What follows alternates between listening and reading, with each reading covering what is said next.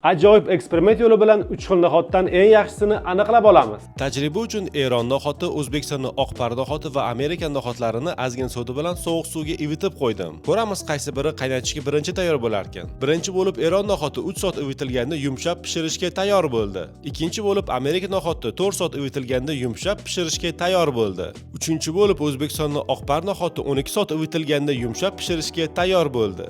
Endi bu uchala noxatni qaynatib ko'rib mazasi va yumshoqligiga baho beramiz. Eron noxati 1,5 soat ichida yumshoq bo'lib pishib chiqdi. Tashqi ko'rinishi birozgina ezilgan, lekin maza jihati bo'yicha eng mazalisi Eron noxati bo'lib chiqdi. Amerika noxati 2 soat davomida qaynab pishib chiqdi. Noxat donalari ezilmasdan butun chiqdi. Mazasi esa o'rtacha, lekin o'zimizning oqpar noxatdan mazaliroq. O'zimizning oqpar noxati yumshoq pishib chiqishi uchun 2,5 soat davomida qaynadi. Ko'rinishdan eng yirik, eng chiroylisi oqpar noxati bo'ldi. Ammo afsuski maza jihatidan 3-o'rinni oldi. Agarda sizga mazali va tez tayyor bo'ladigan noxat kerak bo'lsa, bu albatta Eron noxati. Agarda taomda noxat chiroyli ko'rinishini istasangiz, o'zimizning oqpar noxatidan foydalaning. Amerika noxati Zolotaya Seredina bo'lib chiqdi.